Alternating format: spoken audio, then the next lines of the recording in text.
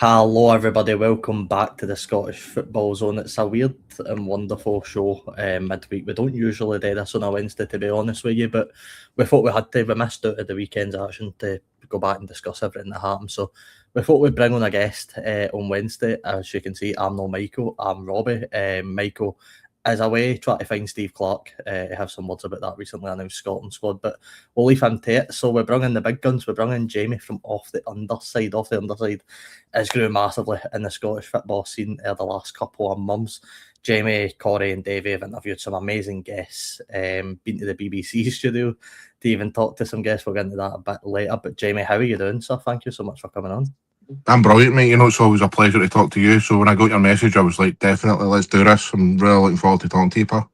Aye, thank you so much for coming on again. It was such short notice, but we did fling a show together. Reagan will be joining us later on for the show. But Jamie, just as I mentioned, that first thing I want to know, I've probably asked you this before when I've had you on my own separate channel, but for people that maybe haven't seen that, how did Off the Underside begin? It began with years of me watching podcasts and wanting to do it and being jealous of guys like yourself, watching guys like yourself and other podcasts and going, I really want to do this. Never knew how to start it, never knew even where to begin. So then I was like, you know what? People were just saying to me, just do a video and then, make a YouTube and do a video. It doesn't need to be perfect, doesn't need to be all fancy and stuff like that. So just make a video, do it. So I done that and I was just like, you know what? I'm starting my podcast here. And I just came up, I don't actually know. Off the Underside name just came up out my head because I was thinking of like open goal. And I was like, that's a kind of football term. Let's try and think of a football term. And for somewhere, I go off the underside. So started that. And then Corey and work, who I still work with to this day, is also a big podcast fan. So I said to him, Corey, I'm starting a podcast. You can either join me, you don't want to join me, because me and Corey used to speak about this quite a lot. And he was like, you know what? Let's do it. Let's go on the night. It was a Monday night. What was that, a year and a half ago now? November 2024 it would be now. And we were just like, went on, spoke about the topics of that weekend and stuff. And then I've told this story a million times, but Corey doesn't really like me talking about it, but hey, I need to be told whenever anybody asks me this question. We uploaded it, I was going to upload it and stuff, and then Corey came in the next day and he was like, please don't do this, please, I don't want to, I'm not sure about this and all that.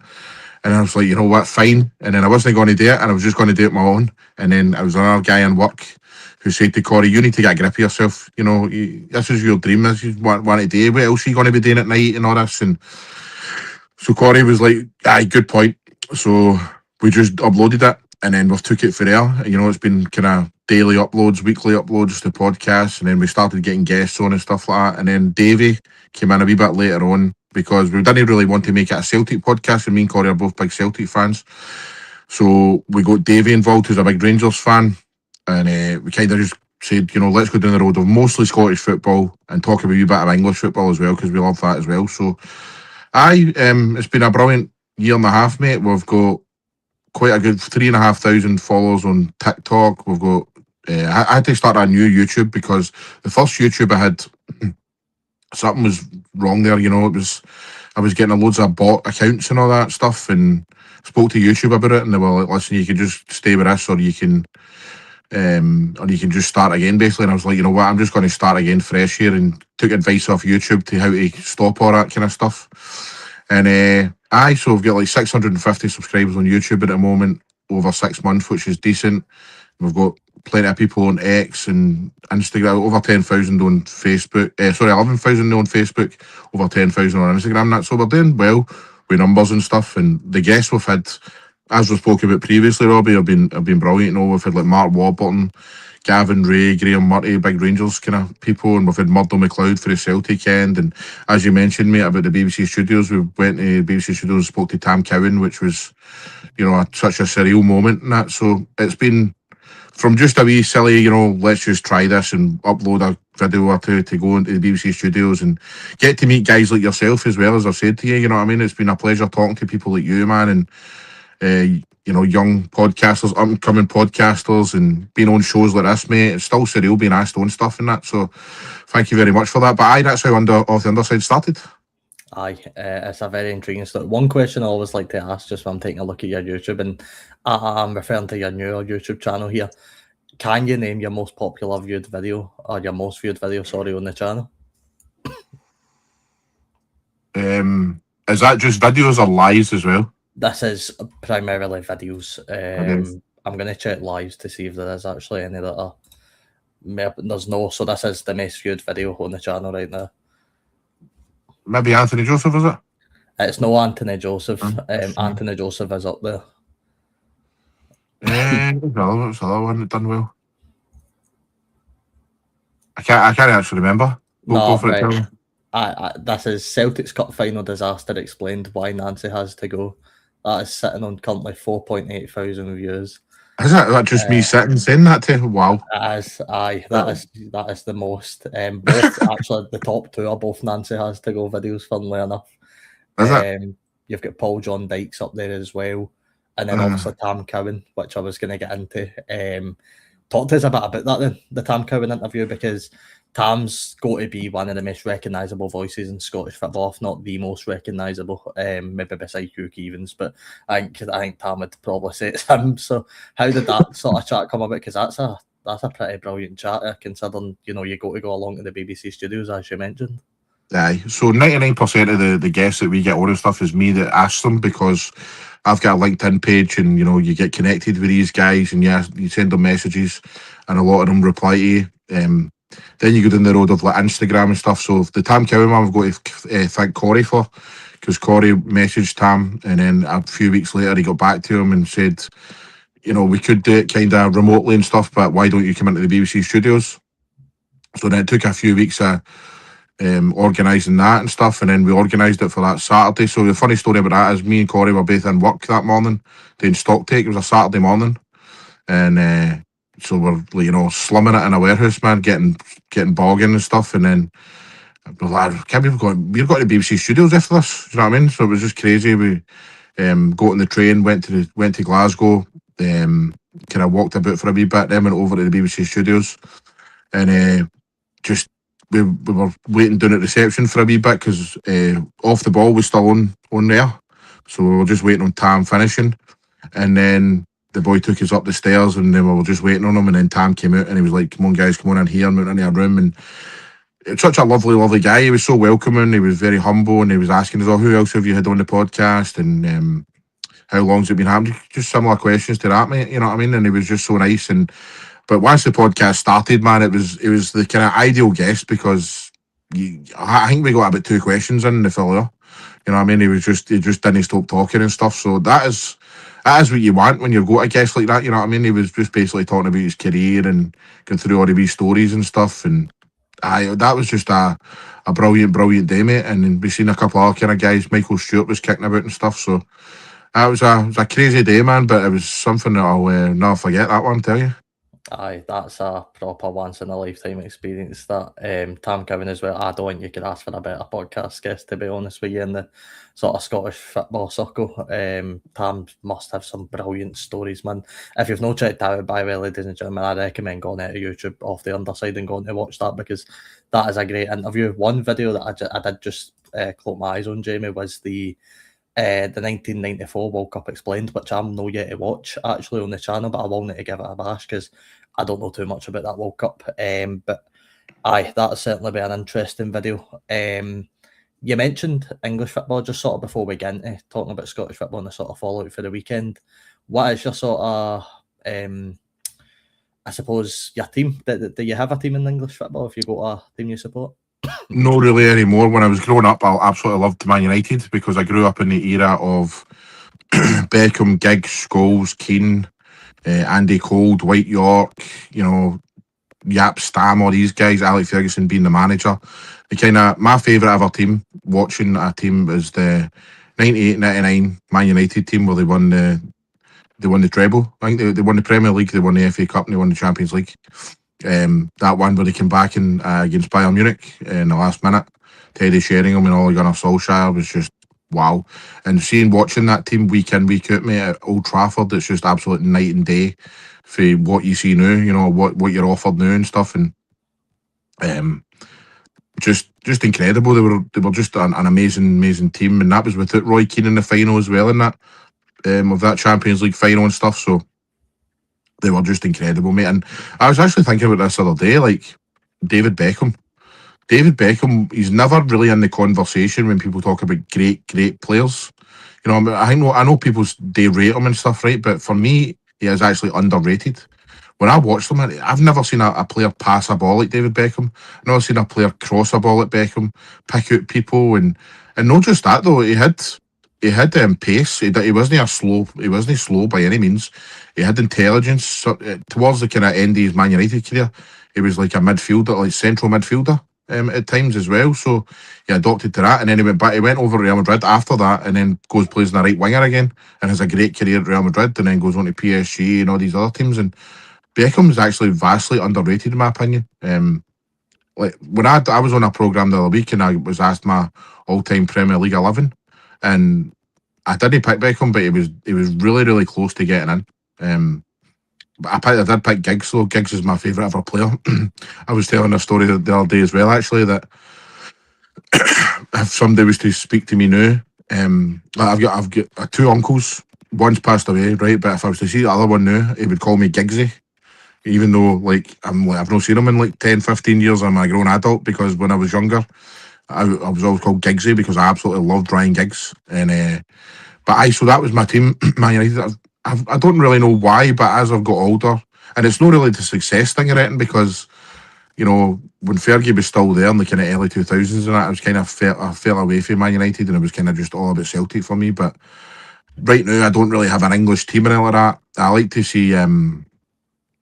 I'm not gonna lie, I like to see like Scottish players or Scottish managers or whatever do well doing there, or ex-Celtic players or Celtic managers or whatever doing well. Like that's why I'm really happy that Spurs are in the position they're in right now. Imagine sacking Big Ange after he wins them a European trophy, and then they go down the road of Thomas Frank, who was an okay manager at Brentford, and then you know they deserve all they get with that man, and then they go and appoint Igor Tudor, and they're going to get relegated in my opinion. I know they got a good point last week, but.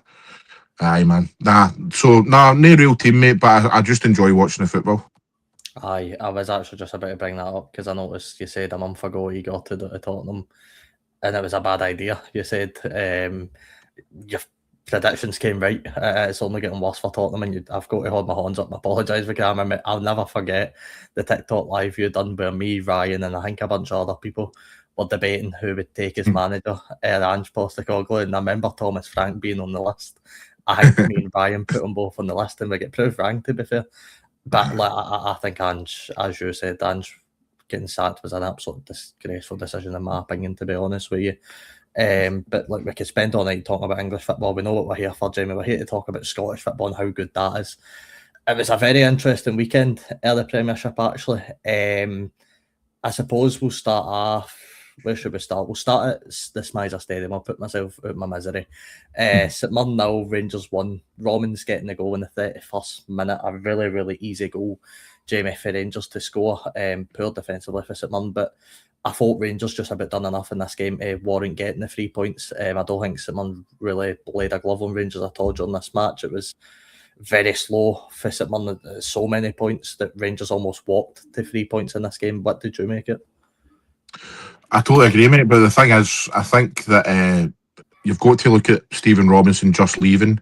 Then you get your interim manager in. I did say when we done our preview show last week, I thought St Mirren would struggle against Rangers, because whenever you watch these kind of managers that leave the club and stuff, then you've got the interim guy in, it often doesn't work, because the players are kind of, they're not playing for that man, they're playing for the next guy to come in, do you know what I mean? And they're kind of, like, what's your tactics here? You know, what are we meant to be doing and stuff? And I've noticed that quite a lot when you've got an interim manager, and it doesn't quite work because everything's up in the air. You know what I mean? These guys are kind of, they're still getting used to the fact the manager's left and then what's next and stuff. So I thought the St Mirren were really poor, mate. I'm not going to lie. I thought that after watching the Kilmarnock game with Hearts on Saturday night, I thought, I was actually thinking about yourselves, like if I was Robbie, I'd be quite worried here, because you know the way St Mirren played, mate, I thought they were really poor. I thought they were second to everything. Can't even remember many chances they got in the game, to be honest. And that's, I reckon if Stephen Robinson was still there, they would have created more, because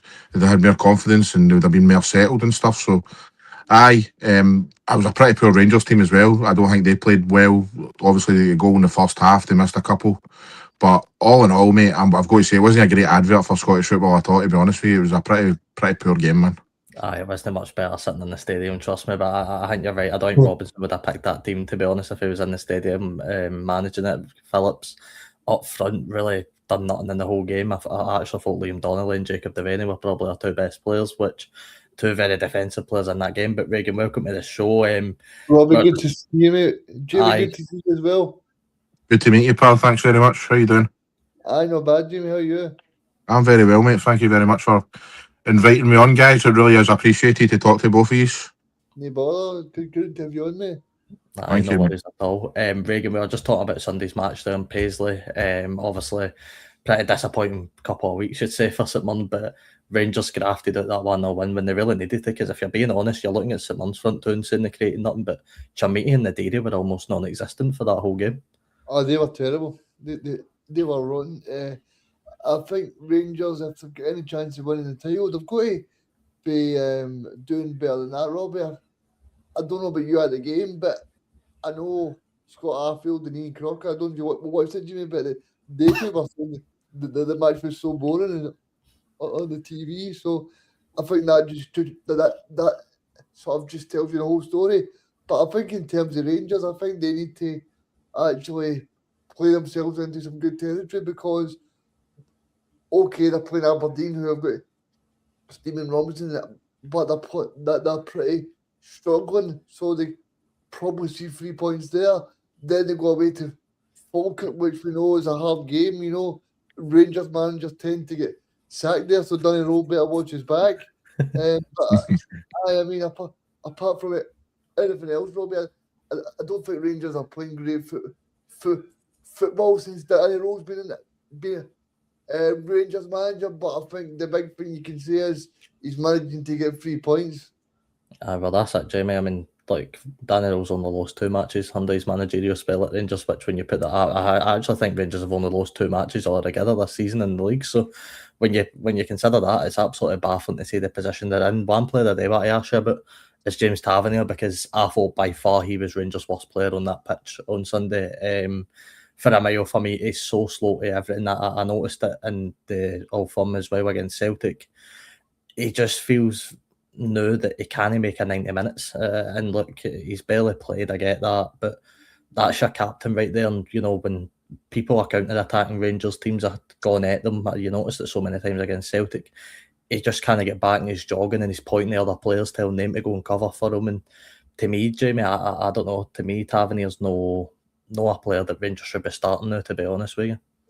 Definitely, he's coming into the end now, isn't he? But he's always got that threat going forward, which will keep him in the conversation as well. But I agree, he's definitely lost that yard of pace. He's definitely lost that wee bit of ability in that as he's getting older. But I think it is an argument as well, though, as you say, he's not really played much under Danny Rowe lately, so that's maybe contributed to how poor he played on Sunday. But I mean, obviously, Sterling is going to be the number 1 pick there for Neon, I would imagine, when he's fit and available and stuff. But aye, James Tavernier, like, for a Celtic point of view, you know, whenever we play him, I always hope he's no playing, because he's got that great a delivery, do you know what I mean? So aye, we've known for a long time that James Tavernier's no great defensively, but he always brings that threat, and his numbers over the years, mate, have been absolutely phenomenal for a right back. So aye, James Tavernier, he is coming towards the end, mate, to be honest. Aye, but then, Jamie, you know, you look at the other 3 defenders, Giga, Fernandez, who look like a really good partnership actually at the back, and then Romans, who obviously scored the goal. The Rangers look like they've managed to build 3 pretty decent defenders in that team.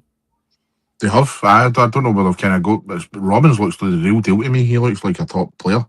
Fernandez looks good as well. Giga, there's still kind of question marks over, because he is prone to a wee mistake now and again. He's played well recently, but for me, Fernandez and Romans have been 2 great picks. And, you know, you mentioned about Danny Rowe only losing 2 matches. What's you and Cameron know about, mate? What is you and Cameron know about with that video talking about how Danny Rowe should be sacked? And, you know, honestly, man, what? Yeah, that's how How can you take guys like that seriously? The guy's he's bought 3 players. He's had 1 transfer window.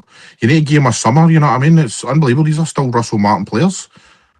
Aye. You know what I And mean? I don't know if you two of you seen the little videos of Russell Martin during the week. That I think I posted one of the videos on the Scottish Football Zone TikTok as well. I mean, some of the videos he was saying it during the week has been absolutely mind blowing. You know. The one thing I did actually agree with Russell Martin was about Hearts probably being more frustrated that they're no further ahead in this title race, considering the position that Rangers and Celtic were in when on saying Russell Martin in charge. I mean, if you're a Hearts fan, obviously we're going to talk about them later, but you'd be absolutely fuming. Reagan, just in terms of St Mirren, another game under Craig McLeish looks like it's going to be likely. St Mirren travel to Falkirk at the weekend. I do believe interviews have got underway this week for the next managerial position. It's hard to pick right now who you can imagine seeing in the dugout. There's so many rumours flying about, but the new software that actually Anthony Joseph, who I believe's been on off the underside as well as the Scottish Football Zone, he reported that there's new software being implemented by St Mirren to try and find a new manager. So it looking like it's going to be likely by the international break. Reagan, St Mirren will have a new man in the dugout. Yeah, I mean, who would I think it'll be? Probably the former midfielder Stephen McGinn. I think that so it'll be Robbie. I don't think it'll be anyone else. I know people are saying Neil Lennon and Charlie Adam, but I don't see Charlie Adam being a real someone you can really put your hat on. Neil Lennon, I don't think he's going to leave because he's got a team in the Championship. They're playing brilliant football, and obviously got them to a semi-final as well against Falkirk in a few weeks. So I don't really see him saying, no, that's not something that I want to be involved in. I think he's going to be involved there. So I think if I put my money, I would say Stephen's the man for me. What about you, Jamie, if you get a pick? I know where Regan's coming from there because I can't see Neil Lennon leaving Dunfermline at this point. I mean, St Mirren are in a kind of tough spot down the bottom. Obviously, we know they are in a semi-final of a cup again. They've won a cup.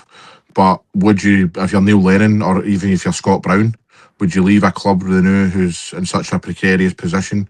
8 games to go in the Scottish Premier League. You know, I don't know, man. I really don't know. So, as for Stephen McGinn, I mean, again, that's probably a fan's choice, isn't it? You know, but he's getting the experience at that level of being a manager and stuff. And when you're trying to fight for relegation at this point, you know, you're maybe wanting somebody with a bit of experience of doing that. But again, though, back to my earlier point, who would take that job right now? Who would actually leave their? It would need to be somebody who's not on a job currently, I would imagine, or you know, because I just can't see anybody who would want to take over St Mirren at this point. You know what I mean? It's just it's a dodgy position you're in. You go in there. You could be a hero right enough. You know what I mean? You could go in there and be a hero, but would you be willing to leave your current club to go in there? So when it comes to the next manager, mate, I'm not sure at all. I think it might be somebody that comes from a bit of left field, maybe, or, you know, especially if you're saying that they're, you know, Anthony Joseph is saying that they're doing kind of, what was it you said again? What was Someone are using some new progressive software to software? So does that mean that they're maybe going to go foreign, or, you know, so maybe Stephen McGinn in the short term, but I reckon they will probably want to get a manager in who's experienced in that position. I was just about to say that, Robbie. Do you think the St Mirren board and maybe we'll sit down and say, look, we'll take somebody for the next, say, 5 matches and then see what the end of the season says? Because at the end of the day, I mean, you look at the next few matches for St Mirren, Falkirk, Celtic, back to back, and then Motherwell. So I don't think many managers will really want to go in then either, because a lot of it. I'm sorry for you, but I think I don't know when your next victory is going to probably come. You know, because Falkirk are playing really well under John McGlynn, Motherwell playing really well, and Celtic are starting to get in the groove. Under Martin O'Neill as well. So sorry for you, Robbie, but I don't really see where the next win's going to be. Bear in mind we've got Aberdeen at home in between that as well, who have got a new manager bounce with Robinson, so I don't imagine that's going to be any easier. But I think your point about hiring in maybe a short term, I think the board might look at that as too much of a risk.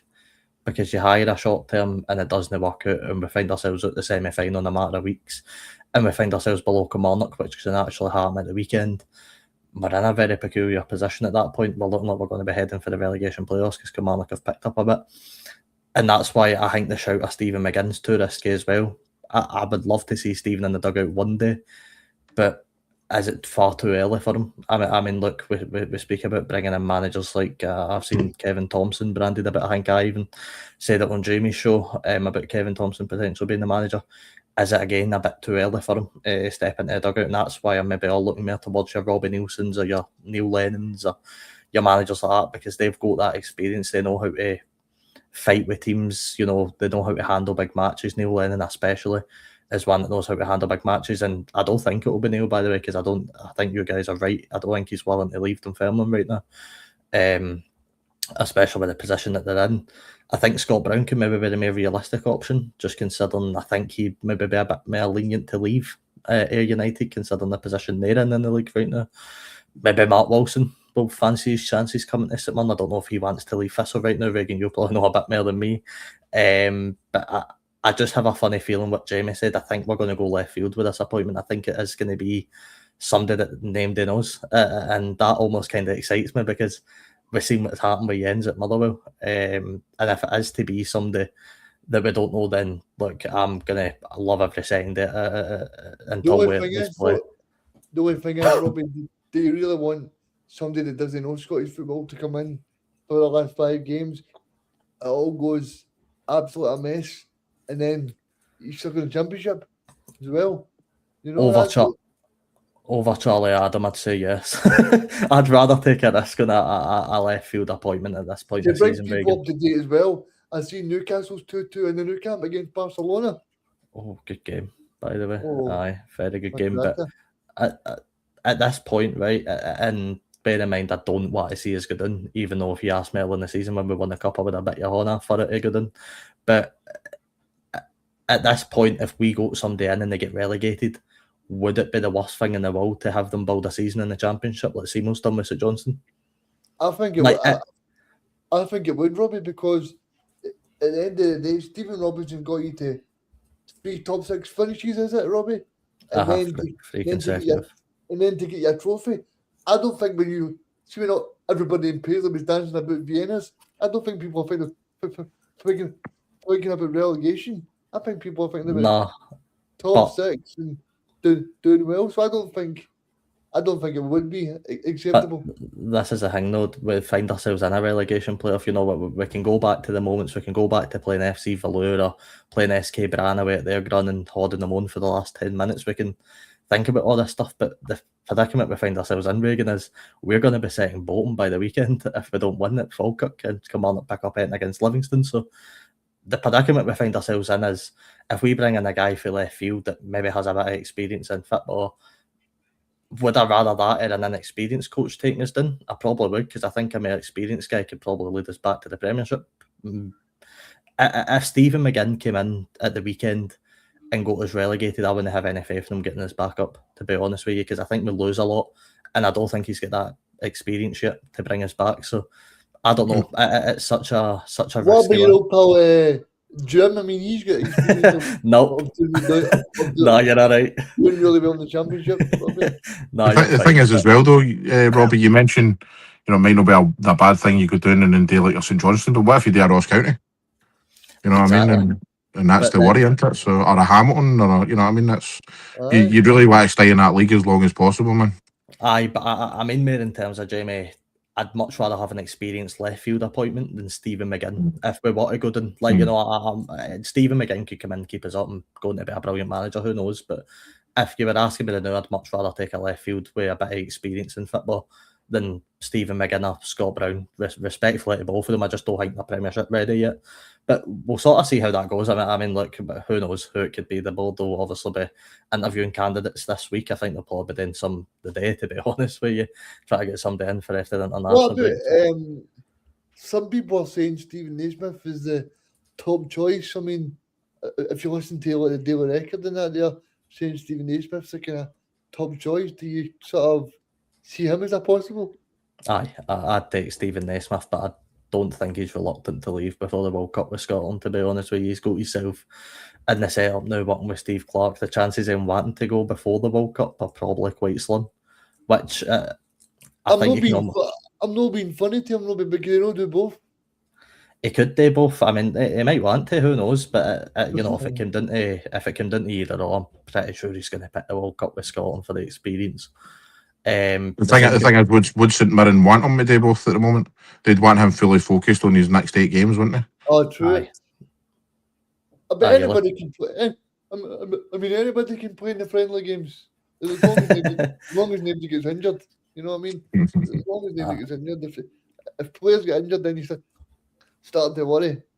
Aye, it's almost like Michael O'Neill at Blackburn, but you look how poor he's already got after with them. It's, you know, do you want to risk that, him being in 2 places at once? But who knows? I mean, it could literally be anybody at this point. I'm no holding my horses and no placing bets on a singular person because, you know, the names getting flung about the now, the names that get chucked about every managerial opening at every club. So we'll see how it goes. But we'll move on away from Paisley.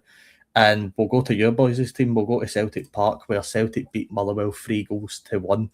A young double and Big Tam getting a goal as well for the penalty spot. I'm not even going to try and pronounce his second name still. Elijah Just. I'm just going to call him Big Tam.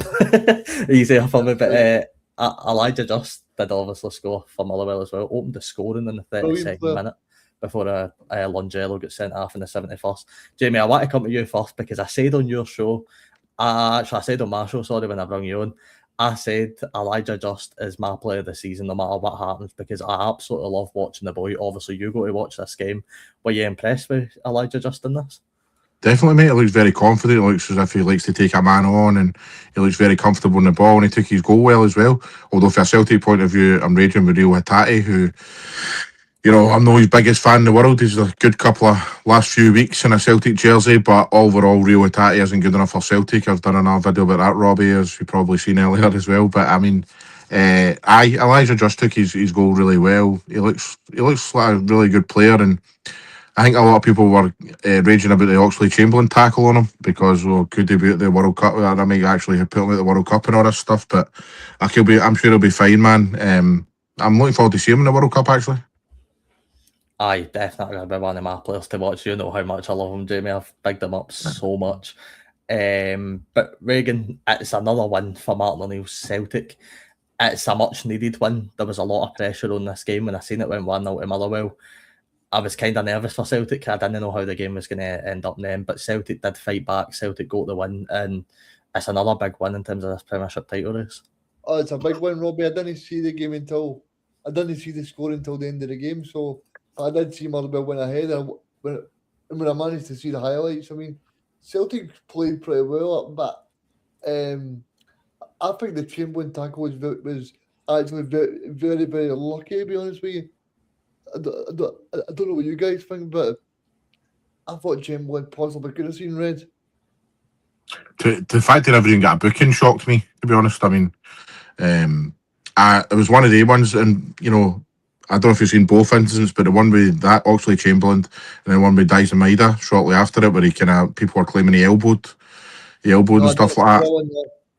To me, the both of them were on borderline, to be honest. I don't think it was a straight elbow for Maida. I think he caught him with his arm, and then as the boy's going down, he kind of leaves a trailing legs kind of thing. But I don't think Maida got booked for that either. To me, I would have been, see if it was 2 bookings, I'd have been like, okay. If it was 2 red cards, I'd have probably been like, okay or not, to be honest.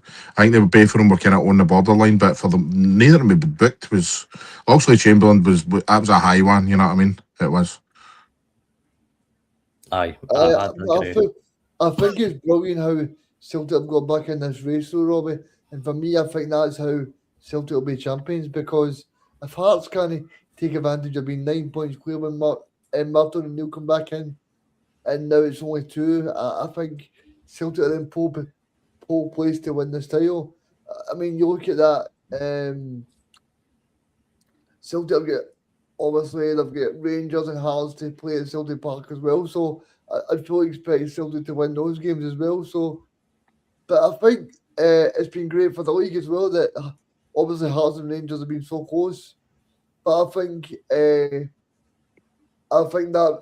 victory obviously for Neil and Billy on Saturday night really for me has put a dent into the title charge of the Jambles, because I think that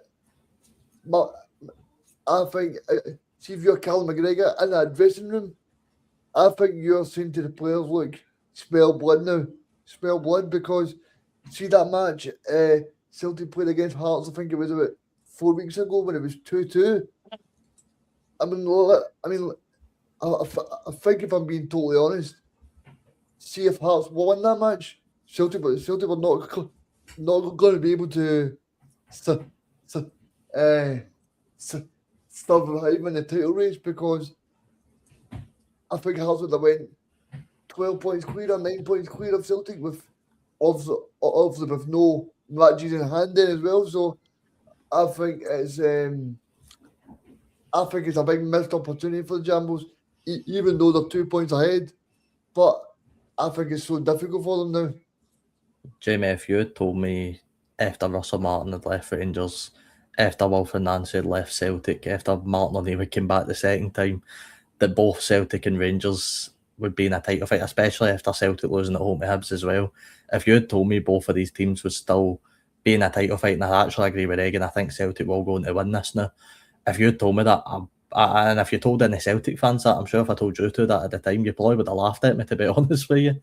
It's just been a complete season of weird and wacky things happening in Scottish football. It's been mental. It's been absolutely crazy, mate. And obviously the Wilfred Nancy thing was an absolute disaster for weeks upon weeks upon weeks. And then eventually Celtic decided to get rid of him. They should get rid of him after the Dundee United game at Tannadice, in my opinion. That's when I was saying, right, enough is enough. But they gave him another couple of weeks after that. And It's crazy. after that game, that should have been it, because he was just awful. But I mean, aye, you're right though. But I will say, and we'll probably go to the Hearts game, mate. But I've got to say, they were terrible. They were. We mentioned how bad St Mirren and Rangers were at the weekend. Hearts were absolutely terrible for a team that's sitting top of the league right now. March, they're going for their first title in over 40 years or whatever it is, mate. They were shocking, absolutely shocking. Aye, I'd agree with that. Obviously, we'll get into it, Reagan. In terms of Motherwell, I don't think they can let this dampen them too much. And I find it wild that I was reading a stat that Jens has now faced 4 different Celtic managers this season, in terms of Brendan, Wilfred, and then obviously Martin twice. So he's definitely he's had his fair share of ties against Celtic, but I don't think he can let this affect him. What I would say is, and I don't know if you agree, I think that's probably Motherwell. Any chances of getting into a title fight or even disrupting the old firm, that's probably well gone by now. Aye, and I think I don't know if Jamie agrees, but I think Jens Bertolescu has proved on Saturday that match alone, and obviously the match before it, part that he is going to be the Celtic manager for me, and obviously probably June or something like that, because I think he's just perfect. I think he is. I think some of the football they played, especially in the first part match, the first time under Wilfred Nancy, I know you could say that Celtic players look clueless as much as their manager as well, but I mean, some of the football that Motherwell were playing was just like, it was like Barcelona. It was like Celtic were playing against Barcelona and the new captain couldn't touch the ball. It was crazy. I know. I think that you're right. I think that Askew would probably be the ideal choice, but do I trust the Celtic board to go and get the ideal choice? No, I think I've got a feeling they're going to go down Roberto Martinez road, because he's come out and said that he'd entertain it or something, wouldn't he? Or he didn't rule it out, sort of thing. So that scares me, because I don't think Martinez is up to the job. But I would go down the road of getting. I think he'd be a great choice, but I'm interested in your opinion there, because I'm really a guy that's doing well with Portugal and won the Nations League and obviously done well with Belgium, but surely he'd be a good choice for Celtic. Did he do well with Belgium? Did he do good enough? They had Hazard, they had De Bruyne, they had Lukaku. They should have won something, mate. They should have won something, in my opinion. With that era of players, I reckon they should have at least been in a final. They even get to a final with them. Portugal, I mean, you've got Ronaldo there, you've got Bernardo Silva, you've got all these superstars that are there. All right, they won the Nations League, but who really takes that seriously, guys? Let's be honest. Who really properly kind of You know, it's all about the World Cup and the Euro, getting to the World Cup and the Euros, and then playing in the World Cup and the Euros. The Nations is just a kind of wee side thing. I don't think. So what is it that scares you about him, Jamie? Because I think he finished 5th with Everton. Then he won the FA Cup with obviously Wigan on with Sean Maloney as his captain. And that, so I just don't know what scares you, because I think he'd be a good choice. I just think it was a great achievement winning the FA Cup with Wigan, but to me that was just a freak year. You know what I mean? You get that like Portsmouth won the FA Cup under Harry Redknapp. You know what I mean? It's like, you know, does they make them like does they make him a superstar? Do you know what I mean? But I mean, and then you're mentioning the Everton finishing 5th thing. Whenever you talk to Everton fans, or if you speak to Everton fans about Roberto Martinez, they'll be like, You talk to them about Davy Moyes, they'll be like, oh, I know he's a manager. You know what I mean? And he ended up getting sacked. He got sacked for Everton in the end because he wasn't good enough. So I don't know. I just think there's a bit of myth around Roberto Martinez. You know what I mean? I don't believe he's the type of manager and the top class manager that people make out him. I was actually really shocked to go to the Belgium and the Portugal job, to be honest. I mean, did he not play attractive football though? That's a big thing for me. He plays like fast, attractive football. And I think probably he would probably try and get the board to spend a bit more money like Brendan Rodgers would. I don't think he would go, yeah, I'll take O, and I'll take Yang, and I'll take I'm trying to think of some could you not players here, but you know what I mean? Could you not argue? Sorry, Ryan, just to come in that point, could you not argue then maybe Jens is a risk in terms of we don't know what he'd be like with the board? You know, would Jens go in and maybe take what the board are giving him? You know, but we know Jens speaks quite well on the face of it. I think he would do what Ange Postecoglou would do and use his contact books brilliantly well. Look at Justin and Masmanise and said, look at all these players. I mean, I think Just could easily play for Celtic. I think Just could play with any team in the country. I think he's the best player in the country, to be honest with you. But I do think, to be honest with you, mate, I don't disagree. I think Jens should be the Celtic manager, and I think if Celtic were smart, they would go out and snap him up in the summer, definitely, in my choice. But I just worry that Jens hasn't had a big time job like Celtic, and you know, for much as I'm sure you would agree, the Celtic job compared to the Motherwell job's a completely different level. So it is, but see the way he's got that team playing, mate. Imagine he had you know, Celtic, a team like Celtic, and he had more money to go out and spend on players like that. You know, that a lot of these guys like Elijah Just and Elliot Watt and stuff, you know, we'd never heard of them before, right? We'd never heard of Mastroianni and stuff.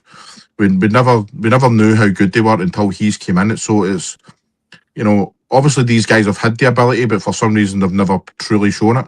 So to me, he's getting the best out of these players. He's getting the best out of players who, you know, Slattery as well. He goes under the radar for me. I think he's had a brilliant season.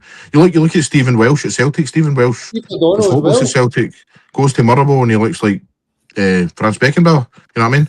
So it's like I just think this manager has got something. I think he's got the ability to get the best out of kind of average players. And when you're the Celtic manager, that is exactly what you need. Because you look at Martin O'Neill. You know, we mentioned Wilfred Nancy. You know, he's had the same players. This is all the same players. It's Negrin, it's Tenecti, it's McGregor, it's all these guys. Yeah, Martin O'Neill gets a tune out of these guys, and Wilfred Nancy doesn't. So that's exactly what Askew. What's his name? What's his name, by the way? Is it Askew or Axu? Askew. Askew. Askew. Jens. We'll call him Jens then. Just like Big Tam. Big Tam and Big Jens. Big Tam, Big Jens. Although I wouldn't take Big Tam next season at Celtic. Do you think Stephen Welsh would start for Jens better or Askew? Probably not, mate. He'd probably come in and go, you know what, let's go and get somebody better, because he's working with the best of his ability. You know, Stephen Welsh is doing a terrific job at Motherwell, but, you know, if he's wanting to go to the next level in Europe and then win the league and stuff, he'll probably want better than Stephen Welsh. It's mad that Jens just managed to turn Paul McGowan into think, Paul McGinn, sorry, into think he can catch Toyosi Olasanya on the overlap. It's mental the ability that he's distilling into these Motherwell players. See that game that they played against Rangers? I was sat there that night and like, wow. I actually sat there like, wow. Everybody, like, whenever Rangers were going forward and kind of Motherwell lost the ball and all that, they were all the Motherwell players were all getting in the correct positions and stuff. And then, whenever they were going forward, everybody knew where to be. And then you mentioned Paul McGinn there. Paul McGinn was always coming back deep, and then he knew exactly where to be. And, it was just, to me, the manager has definitely got something. And, who knows on Saturday if Longolo didn't get sent off, man, it could have been a tougher day for Celtic. I know we end up winning it comfortably, but I do feel like this manager's got something. He gets the best out of players, so that's what we need. Aye, but let's move on. And before we touch on that dreadful Hearts performance, we need to go to Dens Park, where probably the weirdest game of football I've watched all season. That's saying a lot for it being the SPFL, because there's been a lot of weird stuff that's happened this year. But it was Dundee United 2, and Reagan, if you had told a Dundee United fan that in the 94th minute you'd be 2-0 up, they'd be thinking, right, 3 points across the road. And extraordinary circumstances, Dundee scored 2 late on to keep Stephen Presley's impressive streak going, and this obviously defeating Motherwell last week in the Cup, and an absolute collapse for Jim Goodwin's men. Aye, crazy, especially the last goal to head the ball straight into the net. I mean, I think it's a bit of a crazy game, because it was about 10 minutes to go, and the Dundee fans are going, ole, ole, when they're passing the ball and all that, and then you think to yourself, I think that this is brilliant football to watch here, and then the next thing is, like you say, it's 2-2, and it's a totally different complexion of the game. Aye, Jamie, Ross Graham were probably one of the best bullet headers you'll see. Just unfortunately for him, it's into the wrong side of the goal, and Dundee somehow snatch a point out of that game. Aye, mate, it was a brilliant ending to the match. And, I mentioned earlier on how the St Mirren Rangers game was a bad advert. That was a really good advert for Scottish football. I thought, we had everything. We had own goals, as you say, we had late goals, we had controversial penalty decisions. I don't know what you thought about the Simon Murray one. Again, Michael Stewart on commentary was adamant that was never a penalty. To me, that was a penalty. I know that it's maybe not a popular thing to say, because I would like to ask you guys a question. Do you think Michael Stewart just says that for the views? Because some of the things he's just said, sometimes I go, why does the guy just say these things? I think he believes it, but I think he's wrong. Do you know what I mean? I get why he believes it, though, because he doesn't want that to be a penalty, because it is harsh, because it's so close to Simon Murray and stuff. But by the letter of the law, Simon Murray's arm was slightly out, and when you can't extend your arm out like that, you know what I mean? You just can't. And if it's kind of like the thing, that's no, it's no fair. It's no. That's the rules, though. That is the rules, though. And I know it was close proximity and stuff, but I read up the rules after it, and if your arm's even slightly extended out, and what was he, like maybe 4 or 5 yards away? Anything beyond 1 yard apparently is not considered close proximity, is what I read. So I mean, Michael Stewart might be raging about the decision, but he needs to learn the rules and get these decisions right, though. Do you know what I mean? Because he's the co-commentator here, and he's influencing what people think and stuff. So, all right, it might be a harsh penalty, but it's a penalty. Aye, Michael Stewart wants to believe that we're still playing football in the 90s and stuff, and you get away with that. Unfortunately for Michael Stewart in today's game, you just don't. It's what's happening, and do I think things like that should be considered a penalty? I don't personally. I think if we could change the rules, I'd have it that that's not a penalty. But as Jamie said, with the way the rules on today's game, it's a stonewaller, unfortunately. And the player that scored it, Regan Fata, what a performance for him out of the 90. I thought he was absolutely excellent. He's played really well this season. He's been really a standout player for Jim. I know you like to see how Dundee United are doing, Robbie, not because of your big fan of Jim Goodwin, but I think you've got to say that's also brilliant scouting for him as well, because he's been some player this season. I remember him scoring a great goal against Rangers as well when Rangers drew 2-2 up at Tannadice when they got a last minute penalty. And funny enough, Michael Stewart wasn't happy. Michael Stewart wasn't happy that day either. But I think in terms of Fata, I think you've been a great addition to Dundee United, Robbie. Aye. I think you've been good. He's been phenomenal, and I hope Jim Goodwin had a nice weekend after that result. But just before we move on to Hearts, I will read out the rest of the results. So it was Stephen Robinson's debut in the Pittodrie dugout. It was Aberdeen 1, Falkirk 1, and obviously we're going to speak about the 2 goal scorers later with the Scotland squad and Kevin Nisbet and Barney Stewart. In the other game, it was Hibs 0, Livingston 0. A really, really poor result for Hibs, actually. In the end, they should be beating Livingston realistically at Easter Road if they wanted to put any pressure on Motherwell. But guys, just before we go into the Scotland squad, we'll go to Rugby Park on the Saturday night game, which for me, as Jamie said, 13 was probably the worst performance I've seen all weekend. It was Kilmarnock 1, Hearts 0. It was Shoning Larson that scored the goal in the 17th minute. And Jamie, just to come to you mentioned earlier about how bad Hearts were. I mean, this did not look like a team that was sitting top of the league. It was a very slow, rigid performance that Hearts just never really got going in at all, to be honest. No, and that's kind of, to be honest with me, that's the second time now in several weeks, because I thought they were the same at St Mirren. I thought they were awful that night as well. But the Kilmarnock game the other night, I thought they offered absolutely nothing. Can't even think it. I think Braga had a chance in the first half where, Kel Roos got done quite well too. I thought Kel Roos in the Kilmarnock goal was decent, by the way. I thought that he commanded his boats quite well. Obviously, Hearts are thinking our biggest strength here is our set pieces and stuff, and I've seen Derek McKinnon say we need to get back to that, but you need to give Kilmarnock a bit of credit for that, because I thought that every time Hearts tried to get the ball in the box, Kel Roos and the Kilmarnock defenders dealt with it really well. I thought Kilmarnock played really well, but you're expecting more for people who are going for the league, mate. You know what I mean? You're expecting more, and I mean, I know that Lauren Shanklin's out and stuff, but that boy Kibori, man, he's miles off it, absolutely miles off it compared to Shankland and stuff. So, and that's the thing I've been saying, all season, is when Hearts get injuries, they don't have the players to, combat that. You know what I mean? I know they've done well. We've beaten Falkirk at home 1-0. They beat Aberdeen at home 1-0. But I mean, when they're on the road and then they're trying to go for points and stuff, you're expecting more for people who are apparently going to be champions or going for the championship and stuff. So I was really, really, even though I wanted Hearts to get beaten stuff, I was annoyed, because I'm like, you're meant to be going for a title here and you're creating nothing.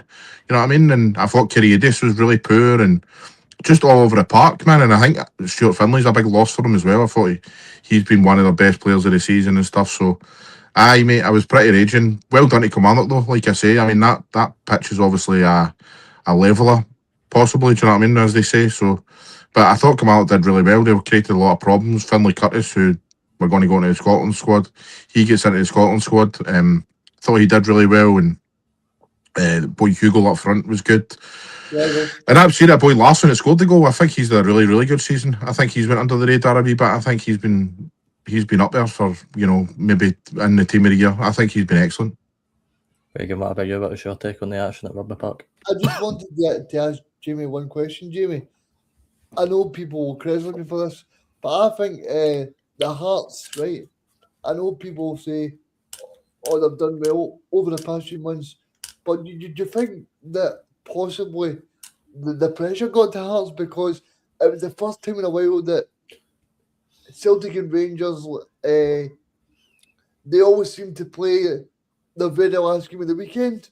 So it was the first kind of time where Celtic and Rangers were both able to put that psychological pressure onto Hearts and go, right, have you got the sort of bottle to see what it takes?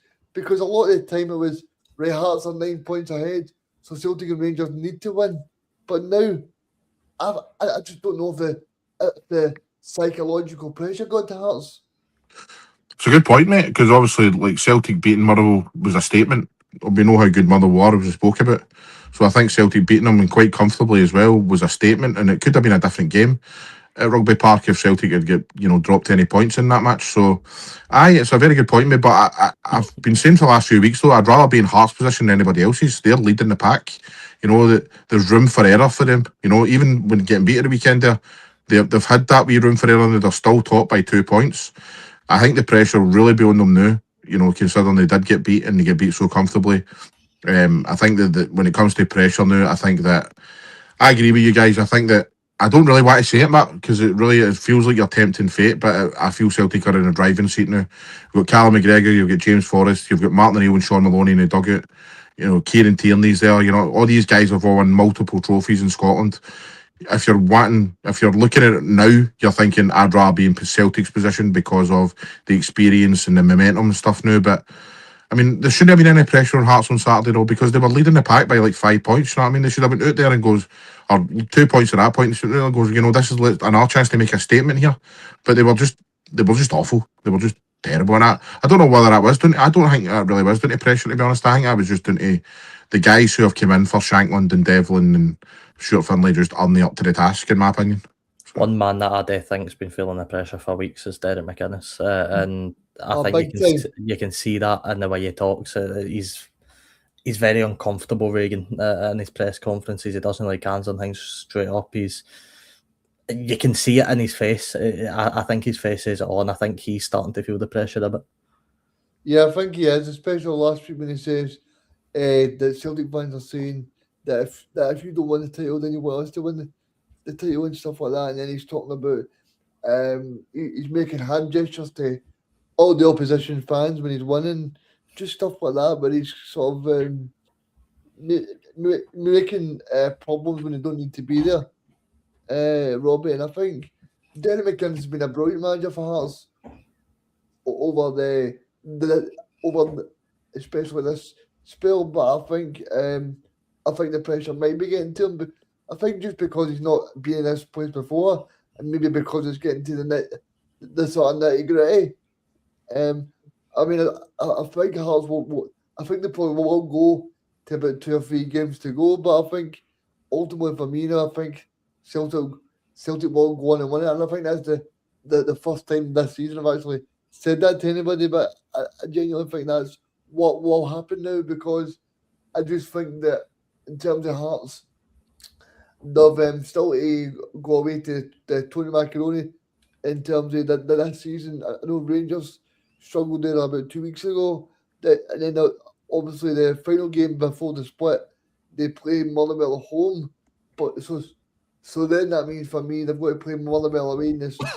They've got to play Motherwell away in the split. So I think the fixtures for Hearts is going to be so tough. If you look at the Hearts fixtures, they're probably going to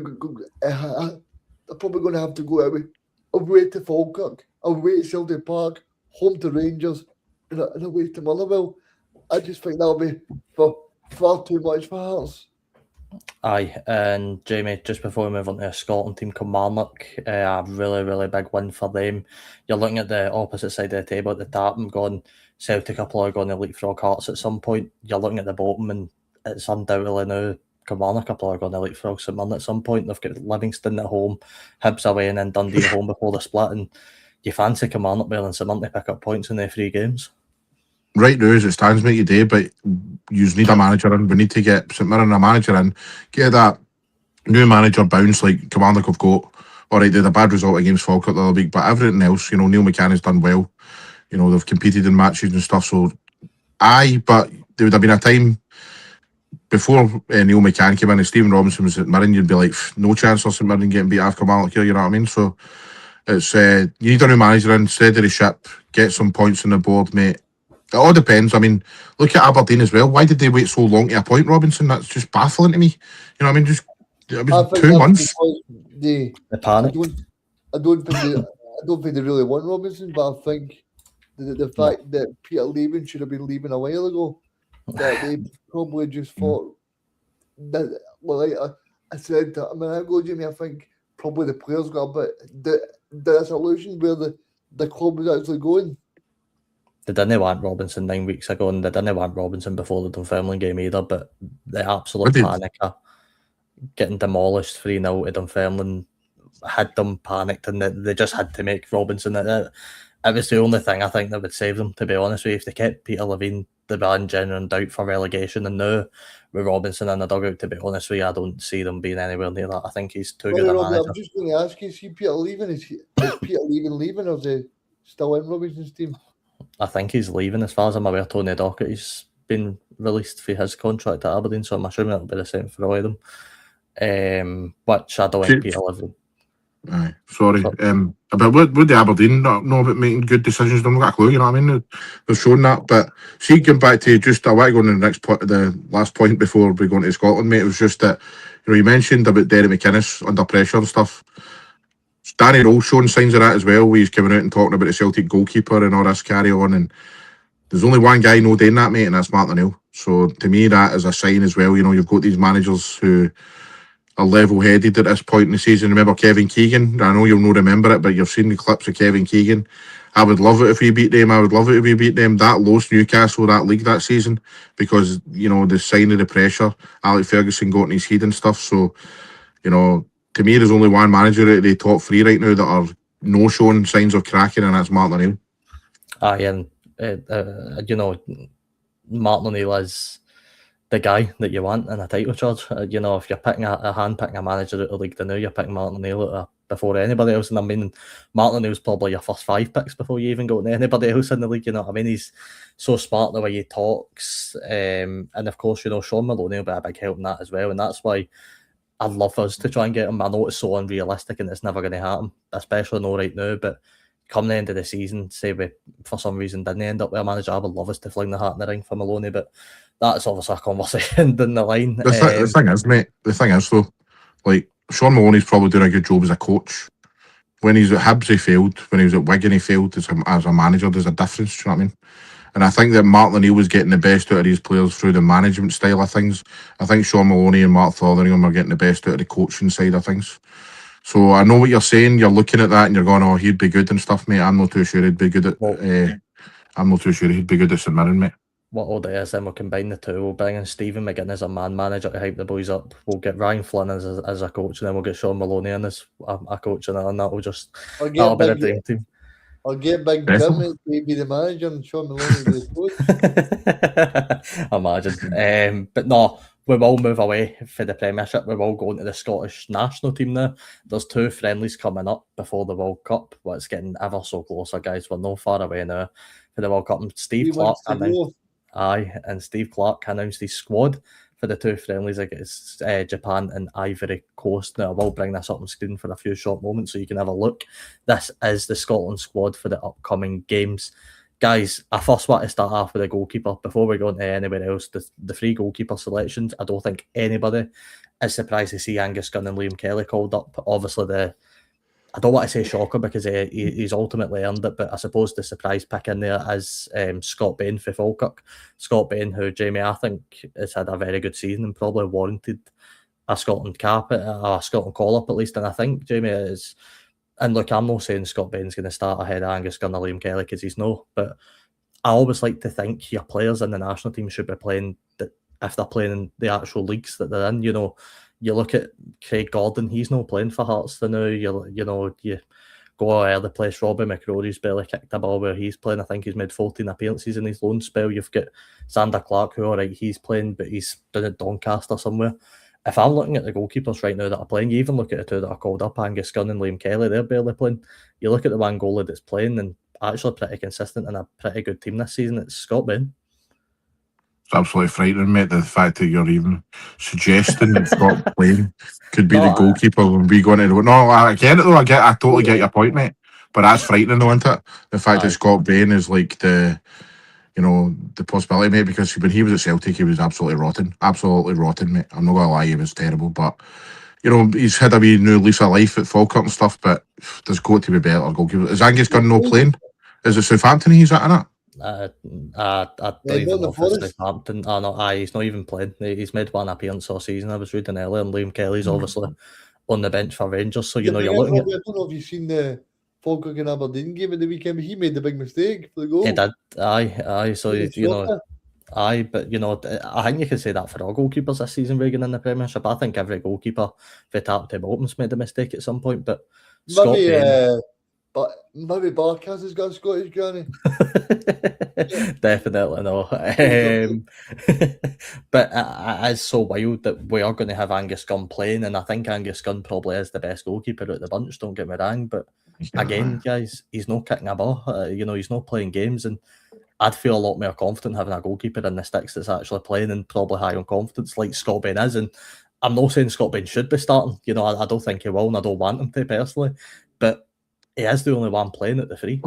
No, I get it. I mean, but it is frightening. But I mean, maybe by the time the World Cup comes around, maybe there's somebody that's going to play I don't know. I can't even think of anybody. Like it's all falling the goalkeepers in Scotland at the moment, isn't it? So I mean, aye, mate. Out of the three, I'd still probably go with Gunn. Though I know what you're saying about Bain, but out of the three, I think Gunn is the best goalie out of the three of them. But you'd be wanting me to play every 90 minutes that we've going up to anyway. Put it that way, you'd be wanting me to play the full 90 minutes in all these friendlies that we've got coming up. So I mean, aye, I'd go with Angus Gunn, mate. I couldn't bring myself to put Scott Bain in his sticks at the World Cup, man.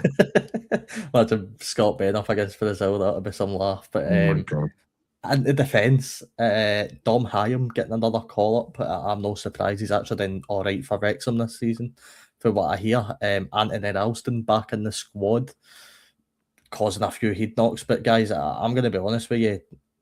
How is Craig Halkett on this national team? For me, he's should have been an absolute stick on to be in there. If not, and by the way, I would have picked Stuart Finlay or Craig Halkett if he was available. Obviously, he's injured, so he can't. But Craig Halkett should have been in this squad for me. For me, that's why I think that I'm actually getting fed up with seeing Clarke. I know he goes to the World Cup, Robbie. I know I'm being a bit pedantic here, but it's just so boring, man. It's just so boring. It's a very, very boring squad. But Jamie, I suppose you'd say with the World Cup on the horizon, he was never really going to fully experiment with the squad now. It was probably going to be a case of get his known guys in and get them ready for this. There should have been a mixture of both, mate, to be honest with you. There should have been a mixture of the guys that he knows are going to get it. Put it this way, you don't need to be bringing guys like, let's have a look at this. John McGinn didn't need to play in these friendlies, he doesn't, right? You know, who else should we go here? Scott McKenna, McGinn, John McGinn, Billy Gilmore. Billy Gilmore doesn't need to be in this team because these guys are going there anyway, right? So I don't mean like he should have been maybe experimenting, bringing a couple of guys, you know, that are because he's ready. We all know now, right? So he's going to pick. Many players go to the World Cup. Is it 20? Is it even as many as 21, 22, something like that? Aye, I think it's everything about that. I think it's just a few more, maybe 24, 25, I think. 24, 25. Let's put it this way, right? He's probably got 99% of his squad, no matter what, is sorted, right? So how no bring in a couple of guys like Halkett, you know, to show Elliot Watt. How's Elliot Watt? Apparently he's Scottish, isn't he? Or is he he's Scottish in some way? Yeah. Aye. So how's he not in this squad to experiment, man? This is the point where these guys need to stake a claim because he already knows his team. You know what I mean? So it's like, well, let's give these guys a chance and stuff. But if you're not giving them a chance, then I don't really know what these guys can do and stuff. But it is a very, you know, you look at Craig Halkett, he's the better season than John Suter. You know what I mean? He's the better season than John Suter. John Suter's a horrible defender, by the way, now for Rangers. Really bad. He's been a bomb for most of the season, Jamie. Ross McCrory. You know what I mean? He's better than him. You know, so it's like, I don't know. It's Steve Clarke. But by the way, I know we're going about Steve Clarke, right? But every international manager does this, though. You know, I guarantee you 99% of all these teams going to World Cup have got their 99% of their kind of teams established. People always argue with, you know, Dom Hyam being in there. I'd actually want Dom Hyam to be playing. He's playing in the English Championship week in, week out, isn't it? You know, if Steve Clarke's going to call these guys up, if he's going to call up your Dom Hyams, your Ross McCrorys, Andy Irvine, play them. Put them in the game. Give them a chance. We get so many international breaks where he calls these guys up and they just sit on the bench. Like, you know, what good's that going to do to them? He brought in Lennon Miller and he never played him. He played him for like 20 minutes. Aye, Miller's, of course, back in the squad again. We'll see if he gets any minutes. But guys, the players that really annoyed me with this squad that he selected, the forwards, I've got absolutely no confidence in any of these guys. I'll be honest with you, and I'm going to exclude Finlay Curtis for that because I'm actually excited to see him called up. And I think the piece, he's a good player, and I think he could maybe prove a bit useful for Scotland. The rest of these players, Che Adams, Tommy Conway, Lyndon Dykes, George Hurst, why is Barney Stewart not getting called up to this national team ahead of these guys? It absolutely baffles me how these four keep getting in the squads. George Hurst is another name, gets called up, never actually plays. Well, barely ever plays. I think he had a couple minutes in the last international break. We're going to see the same Lyndon Dykes and Che Adams line up at the World Cup again that we've seen for countless years. That haven't worked for countless years. Let's be honest, they've not worked since. Has Barney Stewart definitely declared himself for Scotland? Because he's not actually Scottish, right now. No, but I believe he has declared himself, as far as I'm aware. And And I'm just even thinking that might be a possibility, but I would go that. Is it Milner Hearts as well? I mean, that guy's been brilliant all year, and to know put that guy in. I mean, I'm not being disrespectful, but Ralston's not a good player. He's not. Ralston's not even first or second choice at the club he's playing at, you know. When everybody's fit, it's absolutely wild to me. We're going to the forwards, and obviously, Jamie, the main talking point is Finlay Curtis here. The young 19, I think he's 19, getting a call up for, I think it's his first time into the men's national team. I suppose if he actually plays, he could be a useful player for Scotland. he's definitely got some sort of ability, mate. You know what I mean? Neil McCann wanted him at Kilmarnock for a reason.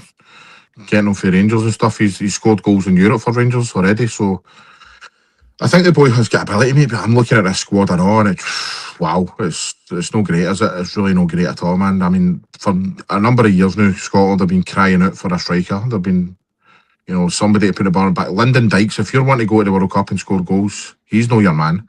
Che Adams, he needs a partner up there. I think Che Adams is no mobile enough to play that number 9 on his own. You get Tommy Conway, who's sounds like he should be in Peaky Blinders and no playing football. You've got George Hurst, who he comes on for Ipswich and stuff like that, but I mean, he's not a top goal scorer either. You know what I mean? So it's frightening, man. It's worrying. How we're at this stage now. We've got 8 games left in pretty much every league, and we've not got a striker out there that's scoring goals consistently. It's 6-2. Reagan. I think it's actually crazy, Robbie, that Steve Clarke is not using the players in the Scottish League as well. I mean, he actually managed there. So I just don't understand why he doesn't use them. Aye. I think he's just so stubborn. And I know people are saying, well, how come you want to see the back of Steve Clarke now? Because I want to see the back of him because he's far too loyal. I mean, how Grant Hanley's still a starter in 2026 is crazy. I know what you're saying, but like I say, mate, every international manager's like that. My problem with Steve Clarke is he's too negative. I know these guys aren't great, but that last Euros, man, when he was playing for the draw against teams and all that against Hungary, I was like, you know what, this isn't good enough. We need a Scotland manager who's actually got, grow up here and actually go there and actually, when you need to win a game, go and try win the game. This isn't Argentina and France now you're coming up against. This was like Hungary, you know what I mean, in Switzerland, and he was trying to play for a draw. So that's my problem with him. But see, when it comes to the loyalty, by the way, guys, you look at England, guarantee you, it'll all be the same names you'll see in that England squad coming the World Cup as well. It's just how international managers operate. They think to themselves, right, well, these guys go us to the World Cup, so let's just stick with them. You know what I mean? And obviously, as well though, because you're only meeting up with them 2-3 times a year. So they're like Steve Clarke's building a relationship with these guys. You know what I mean? He's building an actual bond with these guys and stuff, and he feels his loyalty towards them and stuff like that as well. But I mean, Grant Hanley, I mean, I'm not the biggest critic of Grant Hanley. I think Grant Hanley does what Grant Hanley needs to do, and that's get rid of the ball. See, when the ball comes in the box, get rid of it. He's done all right for Hibs. Do you know what I mean? And the thing is, we're wanting big, sulky centre halves like Virgil van Dijk and all that these days, but unfortunately, we've got Grant Hanley and John Souttar, and we just need to accept that that's the kind of defenders that we've got these days. Do you know what I mean? No, I agree with you, but and I think, and by the way, sorry, Vig, I was just going to say it's 6-2 to Barcelona in the Champions League against Newcastle, which is an absolute shocker result. But Jamie, I accept that, right? And I know every international manager does this with players, but you know what the difference between England is? England have Harry Kane. That's the difference between England and us. England have a striker that they can rely on. But why, when Che Adams, and by the way, I don't know Che Adams' goal scoring record off by heart, by the way, and they might be banging them in, but I've not seen it. I still think he's rotten as well. But let's take Lyndon Dykes, for example, right? Lyndon Dykes isn't banging goals in for us, and I know he's utilised different with Scotland, right? But why in a season where Barney Stewart's come out of absolutely nowhere, by the way, came out of traps for World Cup for nowhere, and he's banging goals in the top flight in Scotland and looking so high of confidence?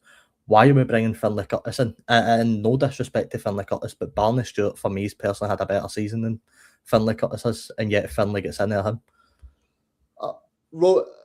I know people don't want to hear Robbie, but I think it's because he played for Rangers and all that, and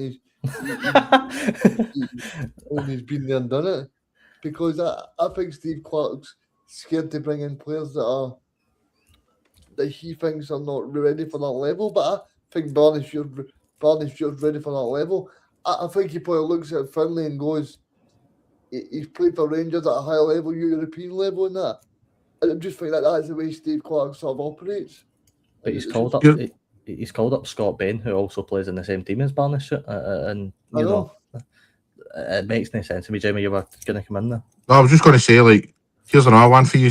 You mentioned Barney Stewart. I totally agree with you. If Barney Stewart wants to play for Scotland and he's available, I would have picked him. But here's another one for you. Simon Murray. Simon Murray's been crying out for a Scotland call-up. I know that he's getting on a bit now and stuff, but he knows Scotland.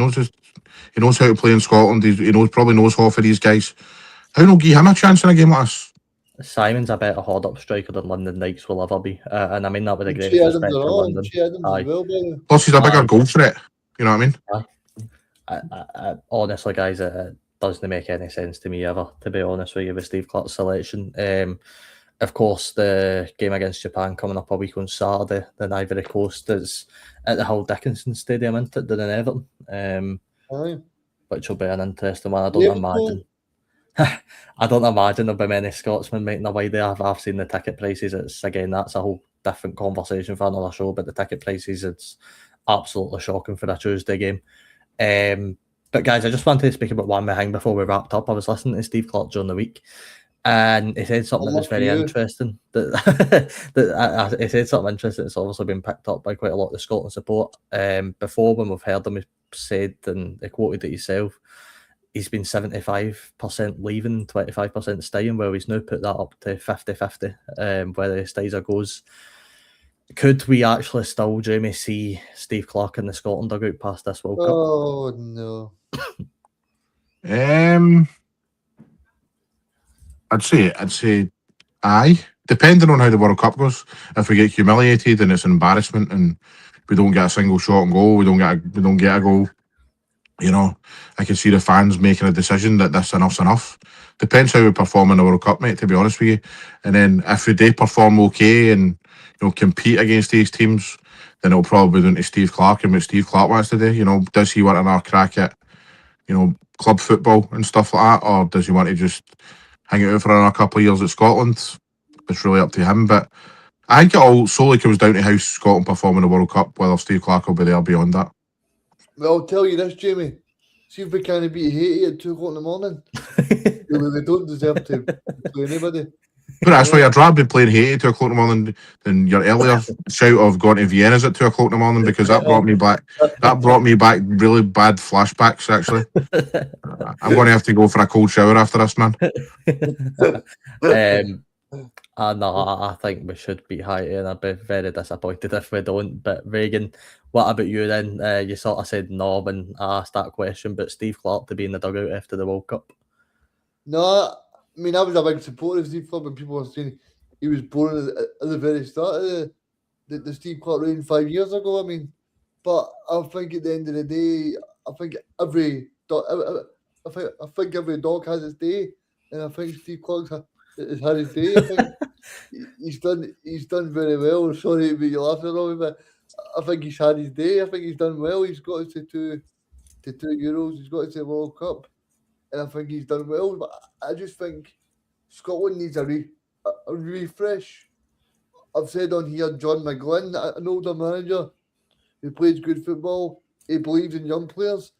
Something like that can really bring some life to the Scotland squad. You know, I just think Steve Clarke might be a lovely guy when you meet him, but I just think sometimes he needs to be brave. He's not for me brave. And that's what that's what separates Steve Clarke from being a good manager to a top manager. If you look at all the top managers make brave choices. Aye. Jamie, just wrap all this up quickly. Actually, one more point I want to make. He speaks about being brave there. There was always a team, and I can never forget who they are. I'm just actually trying to find out the new. at the last. It's Albania, actually. It's Albania, right? You go back to Euro 2024 and you look at Albania in a group with Spain, Italy, and Croatia, and they only picked up 1 point in that group, granted. But they gave it the raw. They gave absolutely everything they had at that tournament. And I remember watching them, I think it was against Croatia, they picked up the draw. And I remember sitting there going, see if Scotland could be half as brave as they are, we'd actually get somewhere. Romania tapped Group E with Belgium in their group. Georgia and Turkey gave themselves a good account against Portugal. Turkey finished on the same points. You're looking at these national teams, and it's probably Romania and Albania more for me.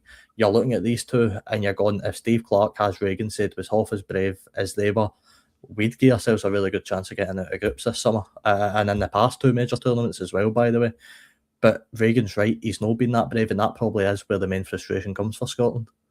100%. And, you know, I've thought about this for so many years watching football. You know, you look at, whenever we talk about things like this, right, I always think back of to like the early kind of mid 2000s, with Celtic and Neil Lennon, right? Neil Lennon was the manager of Celtic.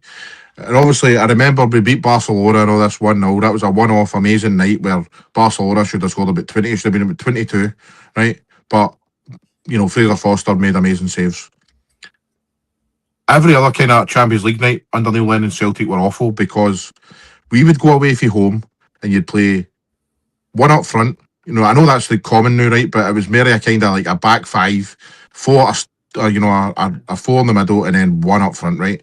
And I was always arguing with my mates. I was going, now you're in that Celtic team, right? And you're going to these kind of things like Benfica and stuff. And you're being told, right? You're basically being told, we're playing that system and stuff, right? They're better than you. They're better than you, right? So you need to play a different way for how you play every other single week, you know, in Scotland and Scottish football. What kind of message is that to your players, that you're no good enough to compete against these guys, right?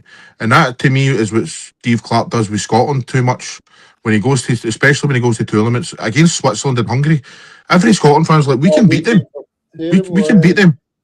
But we turn up against these teams and we're like, they're better than us. Do you know what I mean? So this is what you need to do. You need to sit back. You need to no go. You need to, you know, create your chances on the counter attack and all that. That's no Brazil and Argentina and France and all that. It's Switzerland and Hungary, and then we've got Haiti, and we've got Brazil, who are nowhere near the Brazil they used to be. You know what I mean? Why not say to these guys, listen, okay, this is going to be a tough match, but let's go to toe with these guys. I'm not saying go gung ho where you're constantly attacking and stuff, but say to these players, you know what?